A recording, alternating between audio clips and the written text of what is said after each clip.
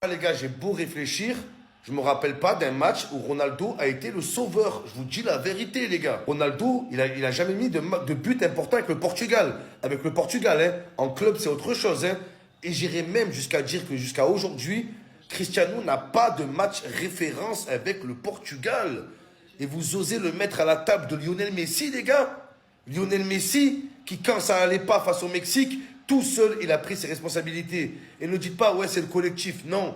À 30 mètres des cages, il a pris le ballon. Mbappé en finale, bam. Il a pris ses responsabilités. Ronaldo, il fait quoi, les gars? Coupe du Monde, il fait rien. L'Euro en finale, il n'est pas là en 2016. Là, il n'est pas là. Il met des têtes sur le gardien, il tire sur le gardien. Il fait des passes en retrait. Wesh. Au bout d'un moment, les gars. Et je l'aime, Ronaldo. Je l'aime comme vous. Je l'admire et tout, les gars. Tout amoureux du football se doit d'aimer Ronaldo. Mais au bout d'un moment, il doit assumer. C'est censé être le patron de l'équipe. Tu vas être à la table de Messi, sois le Messi.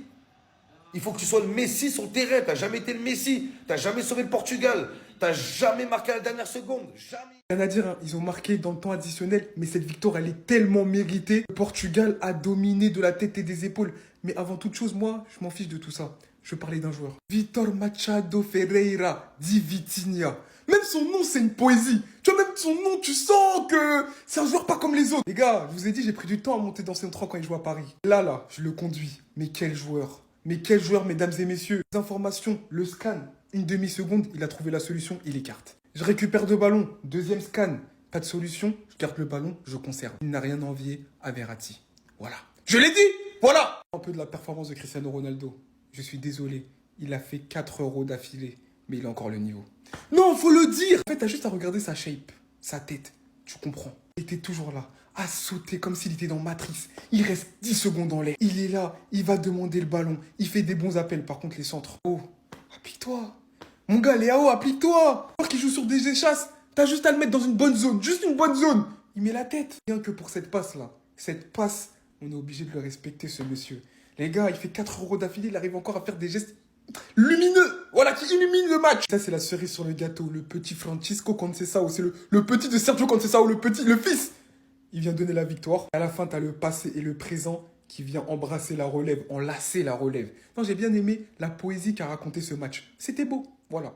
Bravo au Portugal. J'allais dormir, hein, mais là, je suis obligé de prendre la parole. Mais pourquoi tout le temps les gens, ils veulent que ça soit de la faute de Cristiano Ronaldo? Le Portugal a dominé. Le Portugal a gagné. L'Euro, c'est compliqué. Oui, en termes de jeu, ça casse pas 3 pattes à un canard, ça fait pas de dresser les poils du bras. Mais en quoi c'est de la faute de Cristiano Ronaldo? Avec ou sans lui, le Portugal a du mal dans le jeu. Et ce problème, il date pas d'hier. Et aujourd'hui, dites-moi ce que vous reprochez à Ronaldo.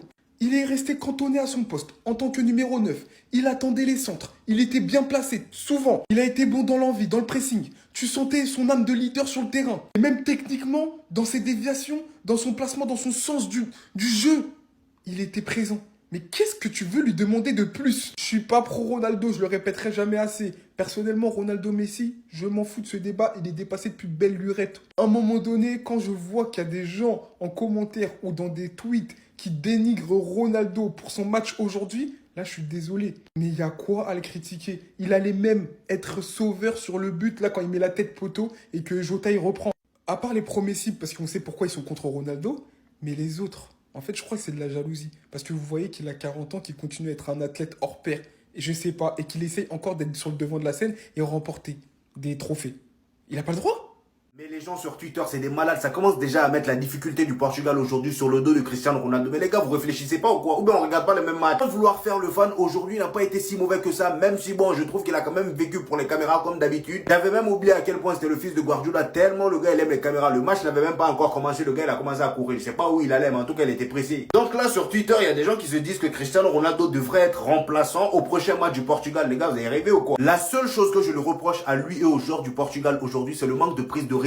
Léao, il essayait de temps en temps, voilà, les passements de jambes et ensuite des centres dans le vide. Mais Cristiano Ronaldo, il tentait pas tant que ça. Et c'est vrai qu'il n'a pas été en réussite devant les buts, mais dans le jeu, il a été présent. D'ailleurs, regardez-moi la passe à talonnade qu'il a fait, je ne sais qui là, c'était beau à voir. En fait, Cristiano Ronaldo avec le Portugal, ce que les gens ont tendance à oublier, c'est que le gars, quand il est sur le terrain, ça motive ses coéquipiers. Parce que déjà, c'est quelqu'un qui n'aime pas la défaite. Regardez son visage lorsqu'ils ont pris un but. Et d'ailleurs, sur cette occasion-là, les amis, où il n'a pas été en réussite, il aurait marqué un très beau but de la tête, mais malheureusement, ça a tapé le poteau, voilà. Il y a eu un but à la suite, mais ça a été sifflé hors jeu. hors-jeu malheureusement. Bref, en tout cas, laissez le sélectionneur faire ses choix parce que le gars il vient d'arriver au Portugal, il n'a même pas encore fait 2 ou 3 ans, vous voulez déjà qu'il se fasse virer. Vous avez vu ce que l'autre là, on l'a fait, non? Voilà, quand il a osé mettre Cristiano Ronaldo au banc, on l'a licencié juste après. Et en plus là, Cristiano Ronaldo c'est son dernier Euro, laissez-le profiter les gars. Inadmissible. Ok, ils ont gagné, mais rien n'a changé. Vous l'avez reconnu? Cette manière de jouer, cette possession stérile avec aucun fond de jeu, aucune cohésion. Ça vous rappelle pas une certaine élimination en Coupe du Monde? Je le répète depuis avant que l'Euro 2024 ait commencé. Il y a un énorme manque de prise de responsabilité dans cette équipe. Comment peut être le Portugal, avoir 76% de possession, être mené 1-0, égalisé grâce à un but contre camp? Oui, ça reste un but malgré tout. Où sont les joueurs de cette équipe? Non, c'est comment? C'est Cristiano Ronaldo, il marque pas en fait. Oui, encore une fois, c'est son rôle de marquer. D'accord. S'il ne le fait pas, où sont les autres? Bernardo Silva, explique-moi. Pourquoi quand c'est la sélection, tu te mets à te cacher comme dans cette vidéo là? Léo, c'est bien beau. Tu percutes, tu apportes du danger. Mais il s'agirait de franchir un certain palier au bout d'un moment dans ta carrière. Ça serait de savoir marquer, être plus décisif. Tu vois, comme des Vinicius, comme des Kylian Mbappé, à ton grand âge. Vous voulez confier l'attaque du Portugal aux jeunes? D'accord. Mais à quel moment ils vont prendre leurs responsabilités? Encore heureusement, ça passe malgré tout. La victoire est obtenue dans les derniers instants. Bien évidemment, je pense vraiment que le Portugal se qualifiera. Mais il faudra beaucoup plus que ça pour espérer d'autres choses dans les phases finales. Parce que là, franchement, c'était très frustrant et ça rappelle des mauvais souvenirs, je peux vous le dire. Alors là, on peut dire ce qu'on veut sur le match, mais le Portugal, ils viennent de montrer au monde entier qu'ils ont vraiment du caractère jusqu'au bout, les amis, ils ont rien lâché. Cependant, cela n'empêche pas de revenir sur certains faits qui se sont déroulés dans le match que moi, j'ai pas trop aimé. Raphaël Leao, aujourd'hui, j'ai envie de dire que t'étais le Marcus Thuram portugais. La seule chose qui te différencie à lui aujourd'hui, c'est que tes passements de jambes passaient. Mais c'est quoi ces centres que tu faisais dans le vide? Franchement, j'ai comme l'impression qu'aujourd'hui, il centrait au hasard. Lui et Bernardo Silva, je sais pas si c'était la version Wish qui était sur le terrain, mais aujourd'hui, vraiment, j'ai pas compris. Franchement, il a été percutant, il a été dangereux. C'était l'un des... Voilà, sur le côté, c'était l'un des seuls qui était dangereux. Mais c'est quoi ces passements de jambes à l'appel pour aller ensuite faire des centres dans le vide comme ça? J'ai pas compris. Vitinha, aujourd'hui, c'était le meilleur Portugais sur le terrain. Je veux rien savoir. C'était le seul qui était dans le bon tempo. Aujourd'hui, la domination était du côté du Portugal, mais c'était une domination stérile parce qu'il y avait trop d'occasions ratées. Ils sont restés dans ça jusqu'à ce que la République tchèque a vu le jour. Un très beau but en plus. Le mérite de cette victoire du Portugal revient à l'entraîneur qui a fait vraiment des changements intelligents. Le gars, Conceição, il est rentré, il s'est senti concerné dès qu'il a mis le pied sur le terrain, il s'est senti concerné. Et bien évidemment, il a marqué son premier but sous les couleurs du Portugal, les amis, c'est trop beau. En ce qui concerne Cristiano Ronaldo aujourd'hui, j'ai été un peu mitigé parce qu'en termes de justesse technique, il était présent, mais franchement, dans les finitions, il n'a pas été vraiment au rendez-vous. Et j'ai même trouvé qu'il prenait pas assez de risques. Et bon, la victoire est là, les amis, on verra par la suite.